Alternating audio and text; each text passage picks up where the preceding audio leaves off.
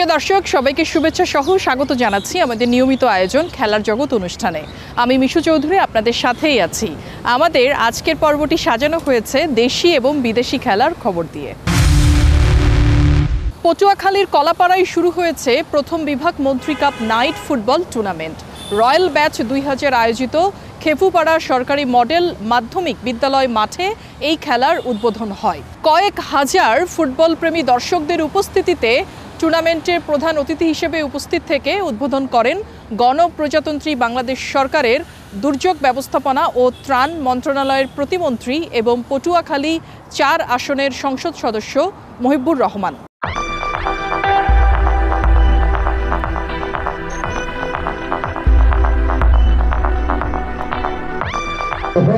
আজকে খেলায় বিশেষ অতিথি হিসাবে যিনি রয়েছেন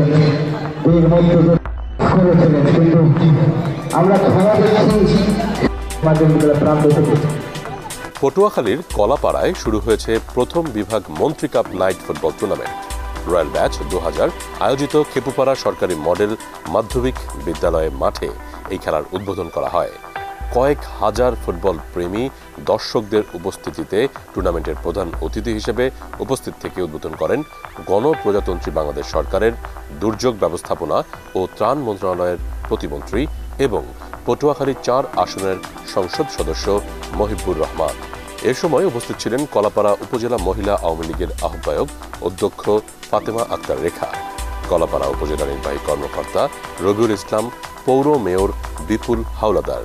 প্রধান অতিথির বক্তব্যে দুর্যোগ ব্যবস্থাপনা ও ত্রাণ মন্ত্রণালয়ের প্রতিমন্ত্রী মহিবুর রহমান এমপি বলেন, বাংলাদেশের ফুটবলের অতীত ঐতিহ্যকে ফিরিয়ে আনতে পৃষ্ঠপোষকতা সহ নানা উন্নয়নমুখী কাজ করছেন প্রধানমন্ত্রী শেখ হাসিনা।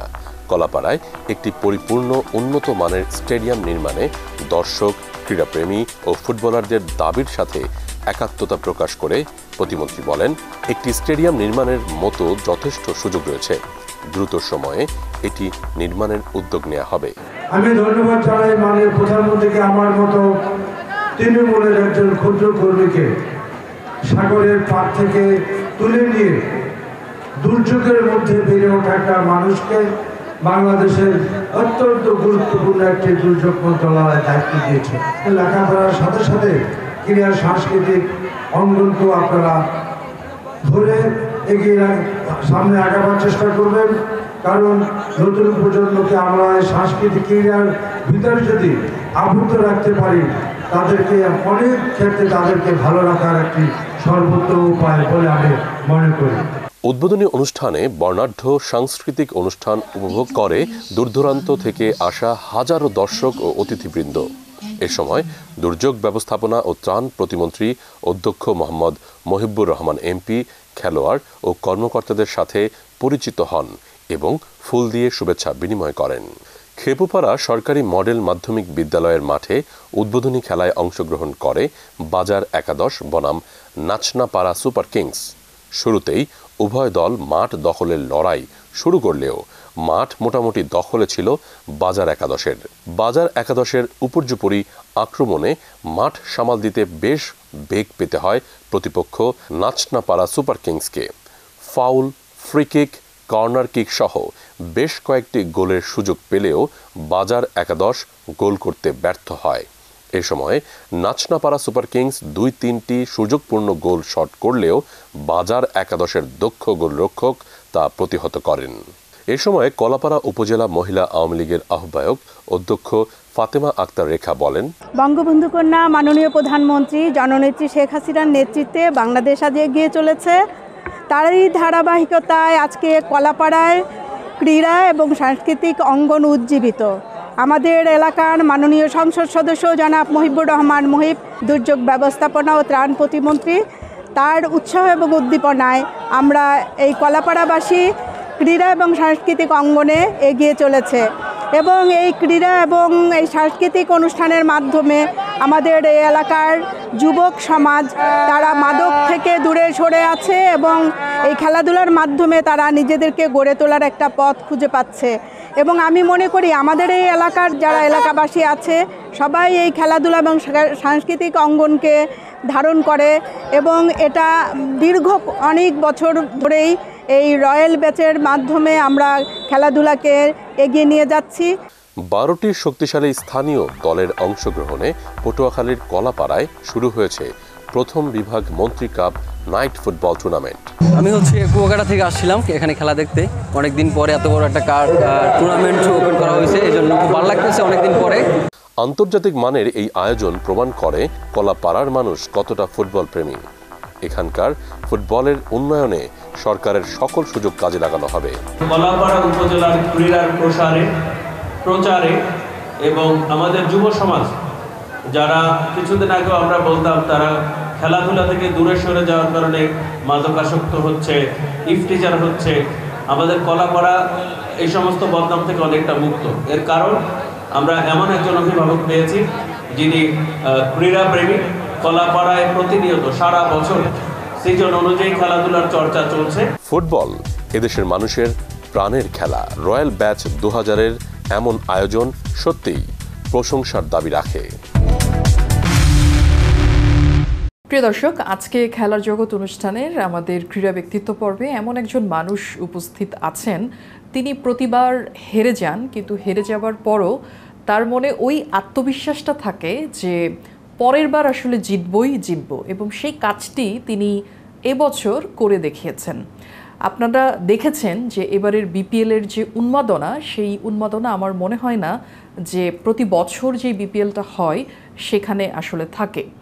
যেহেতু চ্যাম্পিয়নের কথা বলছি, আপনারা সকলে বুঝতেই পেরেছেন যে আমি আসলে কার কথা বলছি এবং ঠিক কোন দলটার কথা বলছি। অবশ্যই বরিশালের কথা বলছি, ফরচুন বরিশালের স্বপ্ন যিনি সবসময় দেখেন এবং সেই স্বপ্নটাকে যিনি সার্থক করেছেন, সেই মিজানুর রহমান আজকে আমাদের সাথে উপস্থিত আছেন। তিনি চেয়ারম্যান ফরচুন বরিশাল। আপনাকে স্বাগত জানাচ্ছি। প্রথমে আপনার কাছে যেটি শুনবো যে বিপিএলের আসলে এইবার প্রতিবার আপনি হেরে যান, কিন্তু এইবার আসলে ট্রফিটা হাতে নিয়ে ফিরে এসেছেন এবং সেটি অবশ্যই বলতে হয় চ্যাম্পিয়ন ট্রফি। একটু যদি সেই অনুভূতিটা এখন যদি ব্যক্ত করেন। আমি অত্যন্ত অভূতপূর্ব আনন্দ লেগেছে। আপনারা দেখেছেন তখন আমাদের এনজয়মেন্টটা কী ছিল। আমরা হয়তো কোনো ভার্গাল এনজয়মেন্ট করিনি, আমরা মাঠের মধ্যেই ছিলাম এবং চেষ্টা করেছি যে কাম করে আমাদের ইয়াটা করা। আমি অত্যন্ত হ্যাপি হয়েছি যে আমরা অনেক চেষ্টা করলে যে পারা যায় তার একটা উদাহরণ হচ্ছে এটা। আমরা 4 বার ট্রাই করেছি এবং প্রতি বছরই কিন্তু সেমিফাইনাল ফাইনালে গিয়ে হেরে চলে আসি এবং কাঁদতেই আসি, সোজা কথা কাঁদতেই আসি। কিন্তু এবছর আল্লাহর রহমতে কাঁদতে হয়নি, আমরা জিতেছি। সবাই বলেছে বুড়োদের দল, আমি বলেছি ওকে, এই বুড়োদের দল নিয়ে আমি খেলি, দেখি না কি হয়। এবং আমি কিছু প্লেয়ার রিক্রুট করেছি, তারাও মোটামুটি এইজ ভালো এইজেরই, বাট তারা হার্ড হিটার। বিদেশিদের কথা বলতেছিলাম, ইভেন শোয়েব মালিকের কথাও অনেক কনভারসেশনে চলে আসছে, বাট ফাইনালি আমরা উইন করেছি এবং it was really great moment for me and আমার জীবনের সার্থকতার মধ্যে এটা অন্যতম একটা সার্থকতা। এই যে আপনি আসলে বলছিলেন যে সেমিফাইনালে ওঠেন, ফাইনালে ওঠেন, কিন্তু উঠবার পর আসলে কাঁদতে ফিরে এসেন। এবার আসলে কান্নাটা ছিল হাসির, সেটি আসলে কি করে সম্ভব হয়েছে? যে কোন ভুলগুলো ছিল যেটি আপনি ভুলগুলো শুধরে এবারের বিপিএল আসলে চ্যাম্পিয়ন্স ট্রফি হাতে নিয়েছেন? আমি আপনাকে একটা সিম্পল উদাহরণ দিচ্ছি। আমাদের লাস্ট যখন কুমিল্লার সাথে আমরা হারলাম, তখন আমার 6 উইকেটে 28 বলে 28 রান দরকার। উইকেটে শান্ত এবং তৌহিদ হৃদয়, যারা এখন টপ স্টার ইন বাংলাদেশ। তো আমি ধরে নিয়েছিলাম যেটা হবে এবং তারা এর মধ্যে দুটো আমাদের ছিল, অ্যাপিল ছিল, যেটা অ্যাপিল দুটো অলরেডি তারা শেষ করে ফেলেছে। এরপর দুটো পরপর উইকেট চলে গেল, শান্ত এবং তৌহিদ হৃদয়। শান্ত আউট হয়ে গেলেন, আউট হওয়ার পরে আসলেন ড্রোয়েন ব্রাভো এবং সামবডি আসলেন, সবাইকে এলবিডব্লিউ দিয়ে আউট করা হলো। তো তখনও তৌহিদ হৃদয় কিন্তু আছে, 18 বলে 18 রান লাগে, তার হাতে 4 উইকেট আছে। এরপরে কিন্তু সবাই ইয়াং। তো আমি তারপরে মনে করেছি হয়তো জিতবো, but at the end of the day আমি চিন্তা করলাম যে আসলে তাদের ইয়াং যে তাদের যে একটা স্ট্যামিনাটা ছিল না, তারা এটা জিততে হবে সেই একাগ্রতা তাদের মধ্যে ছিল না। ইয়াং ছিল বলে আমার ধারণা ইয়াংয়ের জন্যই হয়নি। ওখানে যদি একজন আমাদের সিনিয়র প্লেয়ার থাকতো তাহলে কিন্তু এই ঘটনাটা ঘটতো না, হয়তো আমরা জিতে আসতাম। তো এই চিন্তা থেকেই আমি মনে করেছি একেবারে 1 থেকে 10 পর্যন্ত এর মধ্যে ইয়াংও থাকবে এবং যারা এক্সপিরিয়েন্স তারাও থাকবে। কোনোভাবে যদি ইয়াংরা ফেল করে এক্সপিরিয়েন্স টেনে নিয়ে যাবে। এবার দেখেন কিন্তু আমাদের এই ধরনের কম্বিনেশনও কিন্তু ছিল, ইয়াংও ছিল বাট ইয়াংয়ের সাথে একজন এক্সপিরিয়েন্স ছিল। তো আমরা এবার হারিয়ে শুধু হচ্ছে এই সংমিশ্রণটা ছিল বলেই আমরা হারি নাই। আমরা যেটি এবার দেখেছি যে সিনিয়র প্লেয়াররা তো আসলে ছিলই, কিন্তু তারও ভেতর আপনি সবসময় চেষ্টা করেন যে ইয়াংদেরকে আসলে প্রমোট করতে, তারা আসলে কিভাবে সামনে আসবে। সেই ইয়াংরাই একটা সময় গিয়ে বাংলাদেশের সুপারস্টার খ্যাত এই পদবিটা তারা আসলে বহন করে। অবশ্যই দেখেন, আমরা এই তৌহিদ, শান্ত, তারপর অনেকদেরকে সবাই কিন্তু ফরচুন বরিশালে খেলেছে, তারা দুইবার করে খেলেছে। আমরা হয়তো লাস্ট টাইম আমরা নেইনি বা পাইনি, তারা স্টার হয়ে গেছে এই জন্য পাইনি। বাট আমি যাদেরকে নিয়েছি আই ওয়াজ কমপ্লিটলি হ্যাপি, এবং আমার থাকবে, প্রচেষ্টা থাকবে যে আরও নতুন ক্রিকেটারটাকে কীভাবে। আমি কিন্তু এবার নওরোজ নামে একটা ছেলেকে নিয়েছিলাম, তাকে খেলাতে পারিনি, ইনজুর্ড হয়ে গেছে। বাট আমি প্রতি বছরই 2 থেকে 3 জন নতুন প্লেয়ারকে ইনক্লুশন করি এবং তারা আস্তে আস্তে কিন্তু উঠে আসতেছে। তো ইনশাল্লাহ আমরা যদি কন্টিনিউ করি এবং আমার ধারণা আমরা ভালো ভালো প্লেয়ার প্রডিউস করতে পারবো। গত সপ্তাহে আমরা আসলে একই রকম ইন্টারভিউ নিয়েছি আমাদের দুর্যোগ প্রতিমন্ত্রীর কাছ থেকে, এবং যখন আমরা ইন্টারভিউ নিয়েছি তখন তিনি আপনার এত প্রশংসা আসলে করেছেন, যেটাতে আমরা সকলেই আসলে মুগ্ধ যে তার এই যে ক্রিকেটের প্রতি যে ভালোবাসা, তিনি যে একজন মন্ত্রী সেটা ভুলে গিয়ে মাঠে তাকে আমরা যেভাবে দেখেছি, তার সম্পর্কে যদি একটু আপনার কাছ থেকে শুনি যে আপনি কি বলবেন। উনি অত্যন্ত ভদ্র একজন মানুষ, এবং উনি যে মন্ত্রী এটার কোনো মানে উনি দেখেন না। উনি অত্যন্ত মাস পিপুলের মতো একেবারে আমাদের সাথে গিয়ে মিশে গিয়েছেন এবং প্লেয়ারদের সাথে কথা বলেছেন, অ্যান্ড প্লেয়ার অত্যন্ত হ্যাপি হয়েছেন। এবং উনি এমন মার্জিতভাবে কথা বলেন যে আপনি ওনার প্রশংসা না করে আপনি থাকতে পারবেন না, এবং ওদেরকে ইন্সপিরেশন দিয়েছেন যে আপনারা জিতবেন, আপনাদের খেলার মধ্যে আমরা ক্রিয়েটিভিটি দেখেছি, আপনারা জিতবেন ফর শিওর। তো আমরা ফাইনালি জিতেছি, এবং যেদিন জিতেছি উনি ওই দিনও ছিলেন, এবং ট্রফি নিয়ে উনি মাঠের মাঝখানে চলে গিয়েছেন। সো আমি happy that this kind of person also, politicians also with us, and বরিশালের সবাই আমাদেরকে সাপোর্ট করেছে, এবং এই সাপোর্টের জন্য আমি স্পেশালি ওনাকে ধন্যবাদ জানাই। এবং আমি আশা করি যে নেক্সট বিপিএলেও যেন উনি আমার সাথে, আমি ফাইন্যান্সিয়ালি তাদেরকে বলতেছি না যে আমাদের সাথে থাকবে, অ্যাটলিস্ট আমাকে উৎসাহ দেওয়ার জন্য যেন থাকে এটাই, এই রিকোয়েস্ট আমি করে যাব। মিজান ভাই, আপনি যেহেতু আসলে শুধু বিপিএলেই আপনাকে আসলে দেখতে পাচ্ছি, আপনার এই ধরনের কোনো ইচ্ছা আছে কি না যে ক্রিকেটের বাইরে গিয়েও আসলে কাজ করা, যে বিভিন্নভাবে নিজেকে আরেকটু আসলে মেলে ধরা, এই ধরনের চিন্তাভাবনা আছে কি না? দেখেন, আমি চাচ্ছি যে উমেন্স ক্রিকেটটা একটু ডেভেলপ হোক, এবং এটারও বিপিএল সংস্করণ শুরু হোক। তা যেহেতু উমেন্সটা কিন্তু ভালো করতেছে, তো আমি যদি উমেন্স ক্রিকেটের বিপিএল হয় I will be there for sure. And আপনি জানেন যে কিরণ আপাও একটা উমেন্স ফুটবল তারা চেষ্টা করেছিল বিপিএলের আদলে করার জন্য, বাট গত বছর হয়ে ওঠেনি, নির্বাচন, তারপরে স্লট পায়নি। আমার ধারণা এটাও হবে, এবং আমি এইসব জায়গায় আমার কন্ট্রিবিউশন ইনশাল্লাহ আপনারা দিতে পাবেন। অ্যান্ড স্পেশালি আপনি যে বললেন যে ক্লাবগুলোর সাথে, আসলে ক্লাবগুলোর সাথে আমি গিয়ে দেখেছি, আমার লাক হয়তো বা খারাপ, আমি ভালো ক্লাবের সাথে যেতে পারিনি। ইনশাআল্লাহ ভালো কোনো ক্লাব পেলে আমি অবশ্যই তার সাথে থাকবো। আপনি যেহেতু চ্যাম্পিয়ন হয়ে গেছেন, ফলে বিপিএল নিয়ে আপনার এবারের চিন্তাভাবনা আরেকটু বেশি পরিমাণে হবে, যেটা আসলে সামনের বছর আমরা আসলে দেখতে পাবো সামনের বিপিএলে। সেই চিন্তাধারাগুলো কি বা এখন কোনো ধরনের প্রস্তুতি আপনার আসলে আছে কি না? আমি অলরেডি আমাদের নেক্সট সেশন কি হবে তা নিয়ে আমি অলরেডি ওয়ার্ক করা শুরু করেছি। কালকে রাতে তামিমের বাসায় আমি ছিলাম, তামিম এবং আমি এবং আমাদের সিও সাহেব 3 জনে বসে অলরেডি আমরা মানে একটা ডিসক্রিপশন নিয়েছি। আমরা চাবো যে আমাদের প্রেজেন্ট যে টিমটা ছিল, এই টিমটার অ্যাটলিস্ট 70% যেন আমাদের নেক্সট সিজনে থাকে। আমরা চাবো না যে বিশাল কোনো চেঞ্জ করতে, না, আমাদের চেঞ্জ হতে পারে 10%, নট টু মেনি। মানে আমরা বড় কিছু করতে যাব না, আমরা এই আদলেই চলে যাব। অন্যান্যদের অনেক টাকা আছে, বসুন্ধরার সাথে আমরা কম্পেয়ার করে আমরা পারবো না, অর্থমন্ত্রী মহোদয়ের সাথে আমরা কম্পেয়ার করে পারবো না। আমরা আমাদের ওয়ে, আমরা প্লেয়ার দিয়ে যতটুকু পারি অতটুকু করব, এবং আমরা অত্যন্ত এই ধরনের ব্যালেন্স টিমই তৈরি করবো ইনশাল্লাহ। আপনি যেহেতু আসলে তামিমের প্রসঙ্গ এনেই ফেলেছেন, একটা বিষয় তো বলতেই হয় যে এই তামিমকে নিয়ে যে পরিমাণে কাটা ছেঁড়া হয়েছে, সেই তামিমকে আপনি অধিনায়ক করেছেন এবং সেই তামিমের ব্যাট থেকে আসলে যে পরিমাণে রান এসেছে এবং তিনি দলটাকে প্রতিনিধিত্ব করেছেন, জিতিয়েছেন। যদি তামিম সম্পর্কে একটু শুনি। নট অনলি আপনি আমাকে ট্রফি দিয়েছেন, সে কিন্তু ম্যান অফ দ্য সিরিজ হয়েছেন, সবচেয়ে বড় কথা। আর তামিম সম্পর্কে যদি আমি বলতে যাই, দেখেন is really great human being, এবং মানুষের সাথে কীভাবে মিশতে হয় সেটা সে জানে, এবং প্লেয়ারদেরকে একেবারে একই জায়গায় কীভাবে বন্দি করে রাখতে হয়, মানে তার কথা দিয়ে, সেটা সে করতে জানে। এবং এই গুণের জন্যই আমার ধারণা প্লেয়াররা তাদেরকে পছন্দ করে। এবং আমাদের জেতার পিছনে সবচেয়ে বড় হচ্ছে, আমার বদ্ধমূল ধারণা হচ্ছে তার ভূমিকাটা।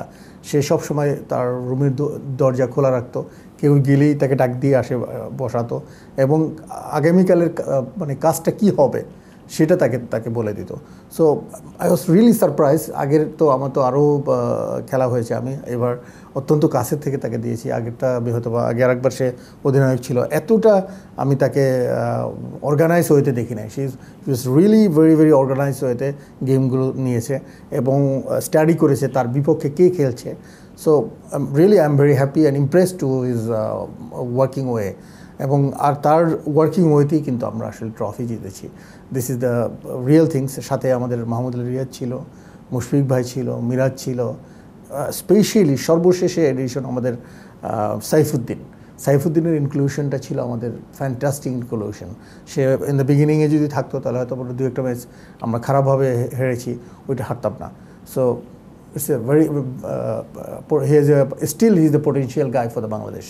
যেহেতু আসলে সব খেলোয়াড়দের কথা আপনি আসলে বলছেন, যাদের কথা বলছেন তারা খেলার পাশাপাশি আসলে নিজেদের এক্সপিরিয়েন্সটা অনেক বেশি, কোনটাকে আসলে মূল্য দিয়েছেন, এক্সপিরিয়েন্স নাকি এত বছর ধরে ক্রিকেট খেলেছে সেটাকে?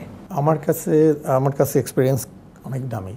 কারণ হচ্ছে আমি যে বললাম যে 28 বলে যখন 28 রান দরকার, তখন যদি আমার ওখানে একজন এক্সপিরিয়েন্স প্লেয়ার থাকতো, তখন সে কী করতো? প্রতি বলে রান নেওয়ার চেষ্টা করতো, 4-6 মারতে যেত না, সুযোগ পেলে 2 নিত। তো অটোমেটিক্যালি কী হতো, সে কিন্তু গোলে পৌঁছে যেত। বাট আমরা ওখান থেকে কিন্তু জিতে আসতে পারিনি। এবার কিন্তু ওরকম হয়নি। সাকিব এবং আমাদের মিরাজ তারা 89 রান করে দিয়ে গেছে ফার্স্ট উইকেটে, 8 or 9 ওভারে। তার মানে আমরা অলমোস্ট জিতে গিয়েছি, তারা মানে তৈরি করে দিয়েছে। কিন্তু তারপরে যদি কোনো একটা ডিজাস্টার হতো, সেখানে কিন্তু মাহমুদুল রিয়াদ ছিল, ডেভিড মিলার ছিল, কার্ল মায়ার ছিল। So they can handle it. So that's the reason আমি বলেছি যে আমি এক্সপিরিয়েন্সকে আসলে পছন্দ করি। আমরা এবারের বিপিএলে টিকিট নিয়ে যে হাহাকার দেখেছি, যে শুধুমাত্র আপনার দলের খেলা দেখবে, যে ভাঙচুর দেখেছি, আমার মনে হয় না যে এইটা আসলে আর কোনো বিপিএলে আসলে ঘটেছে কিনা। কারণ এই টিকিটের সাক্ষী আমি নিজে। আমি যে পরিমাণে আসলে পেইন খেয়েছিলাম যে আপনার দলের খেলা দেখবে এবং টিকিটের জন্য আপনাকে যতক্ষণ রাত জেগে থাকতে হয়েছে, সেই দর্শকদের কথা আসলে শুনি যে দর্শকরাই তো সবচেয়ে বেশি প্রাণ জুগিয়েছে আপনাকে। ক্রাউডদের থেকে যে সাপোর্ট বরিশাল পেয়েছে, এটা আনবিলিভেবল। আমি যদি ক্রাউডকে ধন্যবাদ না দিই তাহলে আমার আসলে এটা খুব খারাপ হবে। আমি যেই জায়গায় গিয়েছি, আমাদের দল যেই জায়গায় গিয়েছে, সেখানে প্রচণ্ড রকমের ক্রাউড সাপোর্ট ছিল। যদি কুমিল্লার হয় 20%, আমাদের ছিল 80%। যদি রংপুরের হয় 20%, আমাদের 80%। সো এই সাপোর্টটা আমরা কিন্তু পেয়েছি বরিশাল এই বছর। This is the our big achievement. এবং আমরা যদি কোনো ছোট্ট একটা পোস্ট আমাদের ইয়াতে দিই, সাথে সাথে অলমোস্ট 1 মিলিয়ন ভিউ হয়ে যায়। It's a big things. মানে আমরা we are happy that this kind of things happening. তো একটা কথা আমার মনে হয় যে দর্শকরা যখন দেখছে তখন মনে মনে বলছে যে আচ্ছা উনি কি লাভ করেছে না লস করেছে। তো সেটি আপনার মুখেই বলুন যে আপনি লস করেছেন না লাভ করেছেন। দেখেন, বাংলাদেশ ক্রিকেট বা মানে বিপিএল এখন পর্যন্ত কেউ লাভ করতে পেরেছে এটা আসলে বলা যাবে না। But in the near future BPL will be মানে আমার ধারণা একটা ইন্ডাস্ট্রিতে পরিণত হবে। আমি অনেক ইন্টারভিউতে আমি বলেছি। এবং আমরা যে ইনভেস্ট আমরা করেছি, it will be back for sure, guarantee. আমি গ্যারান্টি দিতে পারি। One day it will be come back. And আমি happy that's it's improving and বিপিএলের অবস্থান কিন্তু অনেক ভালো জায়গায় এই বছর পৌঁছে দিয়েছে বাংলাদেশ বিসিবি কিন্তু অনেক চেঞ্জেস এনেছে। আরও আমার ধারণা নেক্সট এডিশনে গিয়ে দেখবেন যে আরও অনেক চেঞ্জ আসবে, যার মাধ্যমে আমরা উপকৃত হব, আমরা বেনিফিটেড হব। যখনই বেনিফিটেড হব তখন দেখবেন যে আমরা অন্যভাবে ইনভেস্ট করব, হয়তো আমরা একাডেমি করব, প্লেয়ার তুলে আনার চেষ্টা করব। So it will B A industry, I am sure, and আমরা একদিন লাভের মুখ দেখব। আমরা আপনাকে যেটা আসলে দেখেছি যে যখন আসলে এই বিপিএলের খেলাটা শুরু হয় আপনার পরিবারের কেউ না কেউ, পরিবারের সদস্যরা মাঠে উপস্থিত থাকেন এবং খেলা উপভোগ করেন, খেলা নিয়ে আসলে তারা উচ্ছ্বাস প্রকাশ করেন, যেটা আসলে আমরা খুব কম দলকে দেখেছি। এই যে পরিবারের সাপোর্ট, সেটা আসলে দেখলেই আসলে বোঝা যায়। যদি একটু পরিবার সম্পর্কে শুনি যে তারা আপনাকে কিভাবে মোটিভেট করেছে। দেখেন, আমার পরিবার, আমার ফ্যামিলি সবসময় কিন্তু মাঠে থাকে। আমি না থাকতো, এই বছর হয়তো আমি মাঠে থাকতে পারিনি ডিউ টু মাই মা, আমার আম্মা সিক ছিল, তাকে নিয়ে আমি বিদেশে ছিলাম। বাট আমি চেষ্টা করেছি যেদিন খেলা ওই দিন আবার চলে আসতে, আবার চলে গেছি। বাট আপনি কতটা ইমোশন থাকলে, আমার আম্মাকে হসপিটালে রেখে আমি খেলা দেখতে চলে আসছি, আবার খেলা শেষ করে রাতে চলে গেছি। সো আপনারা বুঝতেই পারছেন, আমার ফ্যামিলি আসলেই আমরা ক্রিকেট লাভার এবং সবাই মিলেই আমরা ক্রিকেটটা এনজয় করি, ফ্যামিলির সবাইকে নিয়ে এনজয় করি। তামিম কিন্তু বলেছে যে আমি এরকম ফ্যামিলি কোথাও দেখিনি যে সবাই ক্রিকেটের জন্য ঝাঁপায় পড়ে। আমার ছোট ভাইটা একেবারে সে তার বন্ধুকে ঢুকাইতে পারে না ফাইনালের দিন, সে সর্বশেষ কান্না করে দিয়েছে, যেহেতু টিকিট নেই। আই ডোন্ট হ্যাভ, ওই দিনে অনেক সমস্যা ছিল টিকিটের। তো আমরা এনজয় করি, আমরা ফ্যামিলি নিয়ে সবাই এনজয় করি খেলা দেখার জন্য। আমরা কিছু কিছু ক্ষেত্রে দেখি যে আপনি ভীষণ কনজারভেটিভ, যে নিজের যেই কৃতিত্ব বা নিজে যেগুলো অর্জন সেগুলো আপনি দর্শকদের সামনে বলতে চান না বা কারো কাছেই বলেন না, কিন্তু সেটি তো আসলে লুকানো থাকে না। যেটা আমরা কয়েকদিন আগেও দেখেছি যে আপনি অ্যাওয়ার্ড পেয়েছেন। এই যে বিজনেসের ক্ষেত্রে এবং স্পোর্টসের ক্ষেত্রে অ্যাওয়ার্ড, সেই অ্যাওয়ার্ডগুলো সম্পর্কে শুনতে চাই, কারণ এটা একজন মানুষকে আসলে তার কাজের স্বীকৃতি দেয়া, সেই স্বীকৃতি স্বরূপ যে অ্যাওয়ার্ডগুলো পেয়েছেন সেটা একটু শুনি। দেখেন, আমার জীবনের সবচেয়ে বড় অ্যাওয়ার্ড হচ্ছে বঙ্গবন্ধু পুরস্কার। বঙ্গবন্ধুর নামে প্রথম পুরস্কারটা এবং প্রথম স্থান আমি অধিকার করেছি। এটা আমার জীবনের সবচেয়ে বড় পুরস্কার।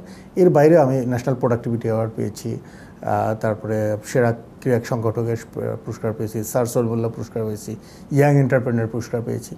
সো অনেকগুলো পুরস্কারই পেয়েছি, বাট বঙ্গবন্ধু শিল্প অ্যাওয়ার্ড এটা আমার জীবনের সবচেয়ে বড় পাওয়া। অ্যান্ড আমি হয়তো এটা নিয়ে কোথাও এক্সপ্লেন বা কোথাও বলিনি, but we got it. It's আমাদের সম্মিলিত প্রচেষ্টার একটা, আমাদের গ্রুপের সবার প্রচেষ্টায় আমি হয়তো পেয়েছি। অসংখ্য ধন্যবাদ আপনাকে। থ্যাংক ইউ, ধন্যবাদ। দর্শক, এই ছিল আমাদের আজকের পর্বে। সপ্তাহ জুড়ে ঘটে যাওয়া বিষয়গুলো আমরা চেষ্টা করি আপনাদের সামনে তুলে ধরতে। সাথে থাকুন খেলার জগতে, দেখতে থাকুন এটিএন বাংলা।